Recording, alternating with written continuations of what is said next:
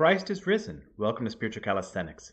Today, on May 18th, we celebrate the Wednesday of Mid-Pentecost.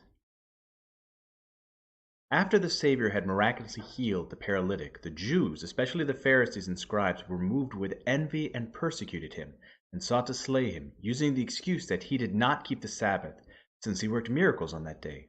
Jesus then departed to Galilee. At the middle of the Feast of Tabernacles, he went up again to the temple and taught. The Jews, marveling at the wisdom of his words, said, "How knows this man letters, having never learned?" But Christ first reproached their unbelief and lawlessness, then proved to them by the law that they sought to slay him unjustly, supposedly as a despiser of the law, since he had healed the paralytic on the Sabbath. Therefore, since the things spoken by Christ in the middle of the Feast of Tabernacles are related to the Sunday of the paralytic that is just past, and since we have already reached the midpoint of the 50 days between Pascha and Pentecost, the Church has appointed this present feast as a bond between the two great feasts, thereby uniting, as it were, the two into one, and partaking of the grace of them both. Therefore today's feast is called Mid-Pentecost, and the Gospel reading at mid-feast, though it refers to the Feast of Tabernacles, is used. It should be noted that there were three great Jewish feasts: the Passover, Pentecost, and the Feast of Tabernacles. Passover was celebrated on the 15th of Nisan, the first month of the Jewish calendar, which coincides roughly with our March. This feast commemorated that day on which the Hebrews were commanded to eat the lamb in the evening and anoint the doors of their houses with its blood.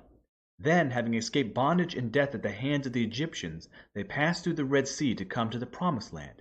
It is also called the Feast of Unleavened Bread, because they ate unleavened bread for 7 days. Pentecost was celebrated 50 days after the Passover. First of all, because the Hebrew tribes had reached Mount Sinai after leaving Egypt, and there received the law from God. Secondly, it was celebrated to commemorate their entry into the Promised Land, where also they ate bread, after having been fed with manna 40 years in the desert. Therefore, on this day, they offered to God a sacrifice of bread prepared with new wheat. Finally, they also celebrated the Feast of Tabernacles, from the 15th to the 22nd of the 7th month, which corresponds roughly to our September. During this time, they live in booths made of branches in commemoration of the 40 years they spent in the desert, living in tabernacles, that is, tents. Midway through the feast, refresh my thirsty soul with the flowing waters of piety. For you cried out to all, O Savior, "Let him who thirsts come to me and drink. You, O Christ our God, are the fountain of life. Glory be to you."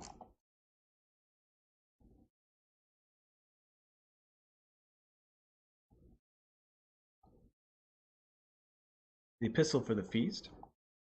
In those days the apostles fled to Lystra and Derbe, the cities of Lycaonia, and to the surrounding country, and there they preached the gospel. Now at Lystra there was a man sitting who could not use his feet. He was a cripple from birth, who had never walked. He listened to Paul speaking, and Paul, looking intently at him, and seeing that he had faith to be made well, said in a loud voice, "Stand upright on your feet." And he sprang up and walked. When the crowd saw what Paul had done, they lifted up their voices and sang in Lycaonian, "The gods have come down to us in the likeness of men." Barnabas they called Zeus, and Paul, because he was the chief speaker, they called Hermes. And the priests of Zeus, whose temple was in front of the city, brought oxen and garlands to the gate, and wanted to offer sacrifice with their people. So this was an interesting dilemma. We see this again, the idea of healing people that are paralyzed. So this man who was from birth unable to walk is now suddenly able to jump around, which, if we think about this, that defies all logic. If this man was not able to walk since birth, his limbs would be so atrophied there'd be no muscle sinew, no strength whatsoever. So Paul, seeing that the man had faith, in other words, this wasn't just a random person, this was a person that had faith. This was the precursor to allow him to be healed.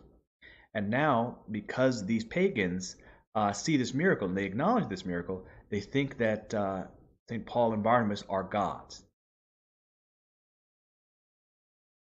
But when the apostles Barnabas and Paul heard it, they tore their garments and rushed out the multitude, crying, "Men, why are you doing this? We also are men, of like nature with you, and bring you good news that you should turn from these vain things to a living God, who made the heaven and the earth and the sea and all that is in them. In the past generations he allowed all the nations to walk in their own ways, yet he did not leave himself without witness. For he did good, and gave you from heaven rains and fruitful seasons, satisfying your hearts with good and gladness." With these words they scarcely restrained the people from offering sacrifice to them. So in other words, St. Paul is trying his best to show them, we're just men. but we have the ability to do these things by our God. About the middle of the feast, Jesus went up into the temple and taught. The Jews marveled at it, saying, "How is it this man has learning when he has never studied?" So Jesus answered them, "My teaching is not mine, but his who sent me. If any man's will is to do his will, he shall know whether the teacher is from God, whether I am speaking on my own authority. He who speaks on his own authority seeks his own glory, but he who seeks the glory of him who sent him is true, and in him there is not falsehood. Did not Moses give you the law? Yet none of you keeps the law. Why do you seek to kill me?" People answered, "You have a demon. Who is seeking to kill you?" Jesus Christ knows the nature of their hearts and knows what they're trying to do. Jesus answered them, "I did one deed, and you all marvel at it.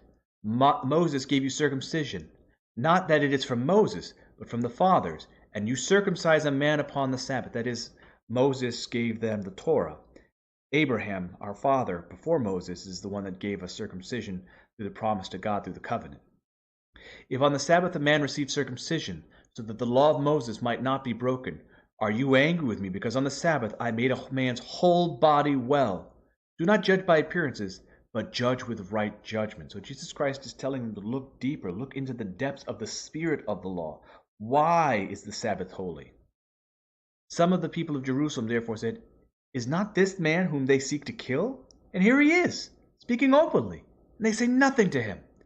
Can it be that the authorities really know that this is the Christ?" In other words, they're beginning to think, well, since nobody's stopping him, maybe they acknowledge this is the Christ.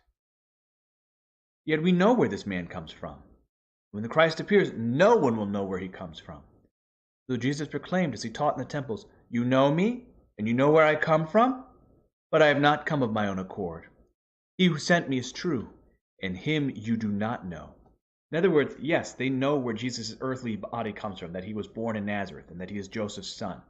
But they do not know his heavenly authority, and that he is the Son of God. "I know him, for I have come from him, and he sent me." So they sought to arrest him, but no one laid hands on him, because his hour had not yet come. In other words, until Jesus allows for himself to be captured, until he allows himself to be arrested, they cannot touch him. Even though they seek to grab him, even though they seek to stone him, they cannot stop him. I hope that you've enjoyed today's spiritual calisthenics, and I hope that you enjoy the rest of the Pentecost period. Christ is risen.